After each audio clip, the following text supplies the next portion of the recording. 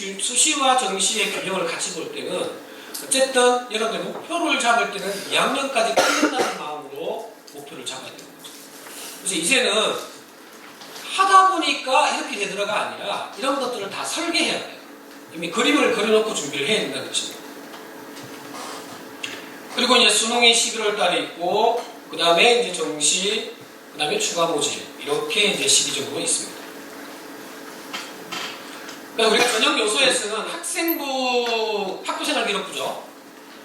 수시에서 매우 중요하죠. 요즘에는 이제 학생부 관리가 거의 반이라고 할 수가 있습니다.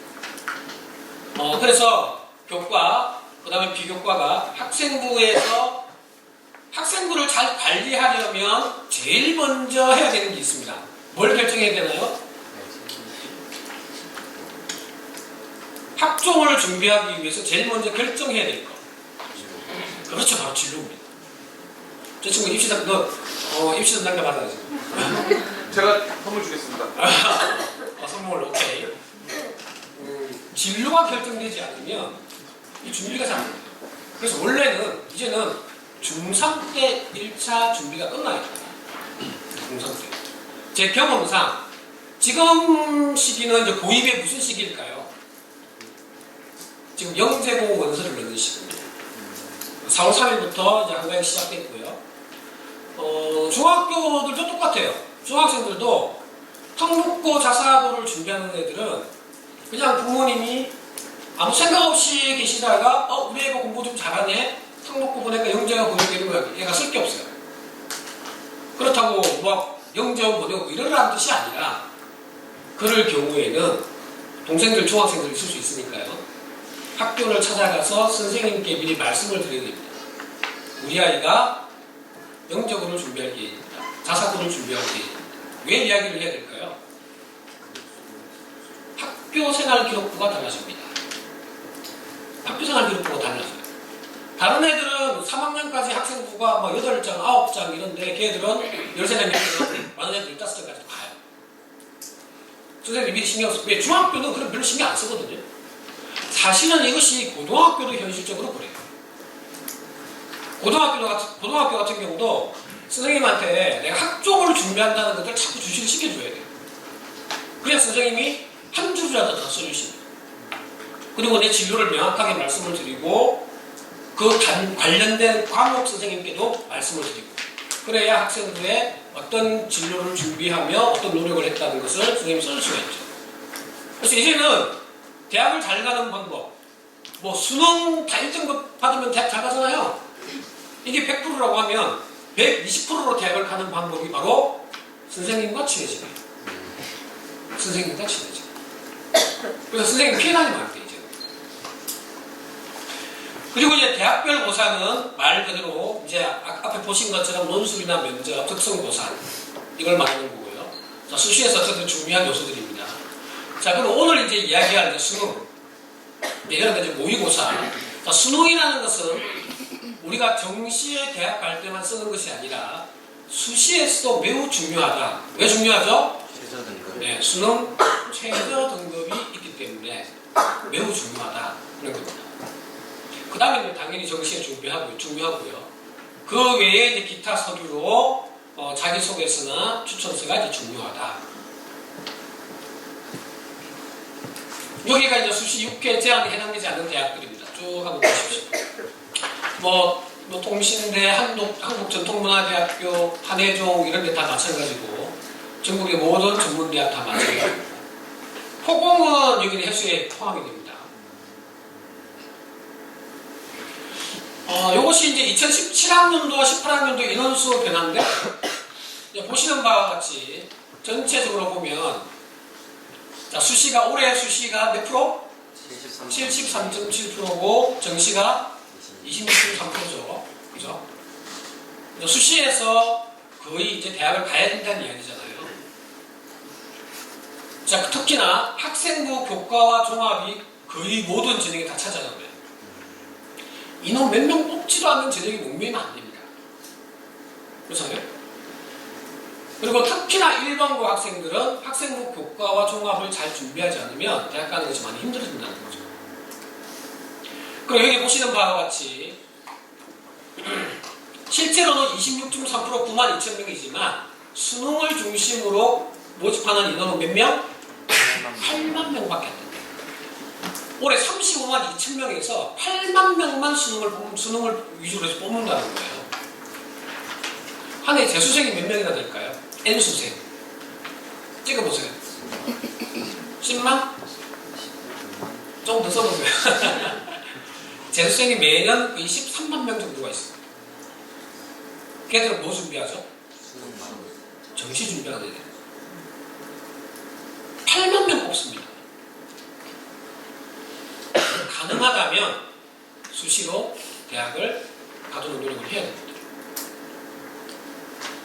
자, 그래서 이 비중을 보면 앞에 설명드렸던 이 A그룹 15개 대학들은 여기 이제 전국 대학의 비중이거든요. 뭐가 제일 많죠?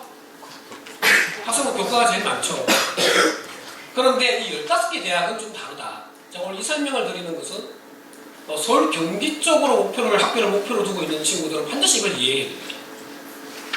학생부 교과 전형으로 모집하는 비율이 이 15개 대학 한 몇 프로나 될까요? 여러분들 교재에 정답 없어요? 자, 6.8%. 상위권 대학들은 학생부 교과 전형을 선호하지 않습니다. 자, 그 이유는 뭘까요?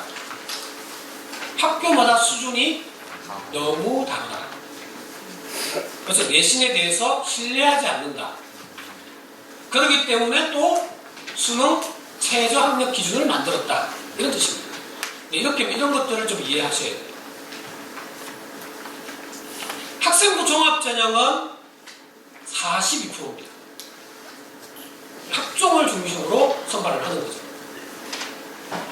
대학은 어떤 고민을 하느냐면 여러 가지 전형을 대학은 입시 체제가 우리가 4+2 추세잖아요.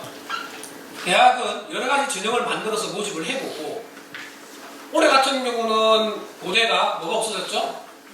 논술이 없어졌죠. 연대는 뭐가 없어졌죠? 교과가 없어졌죠. 그런 것처럼 이렇게 전형을 바꿔본다는 거예요. 그리고 모집을 해서 이 친구들이 4년 동안 어떻게 적응하고 잘 성장하는지를 데이터를 냅니다. 그렇게 해서 우리는 이렇게 뽑는 것이 가장 좋겠구나라는 판단을 하겠죠.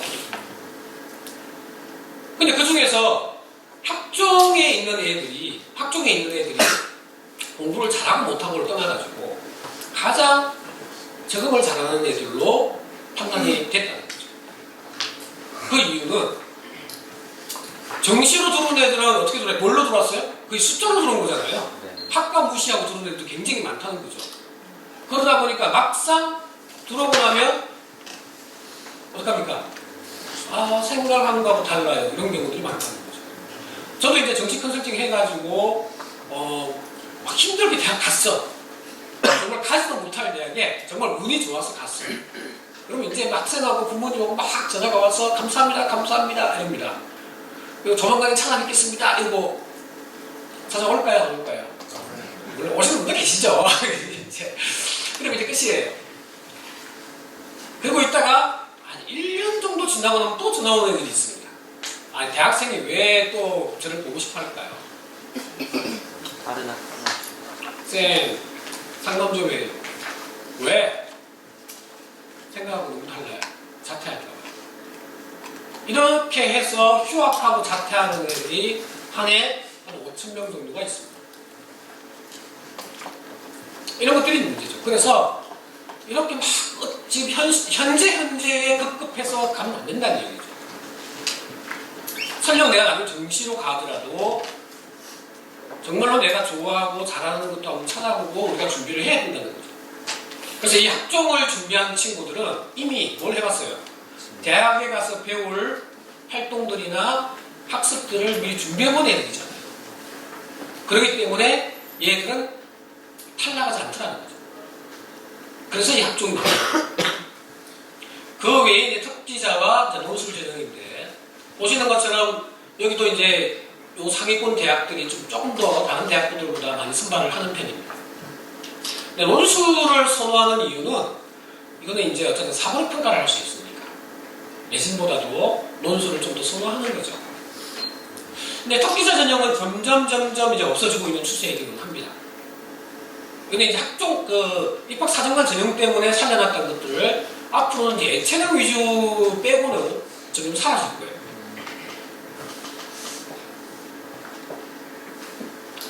자, 이렇게 한번 비교해 볼게요. 여기 이제 7개 대학입니다. 서영고, 서성한, 중예하는 2대.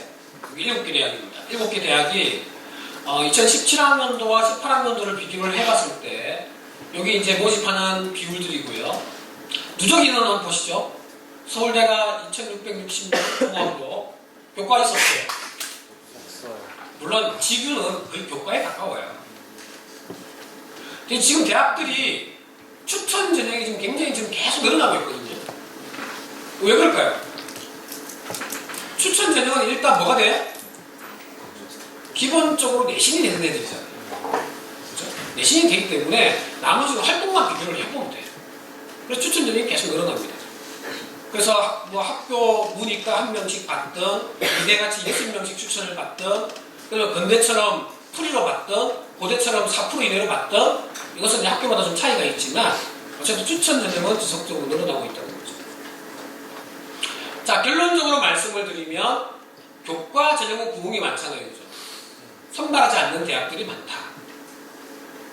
전체로 봤을 때 7개 대학의 학종 모집 인원은 몇 명이죠? 11,000명. 교과는 1,000명. 7개 대학 모두 포함해도 1,000명밖에 되지 않습니다. 1,000명밖에.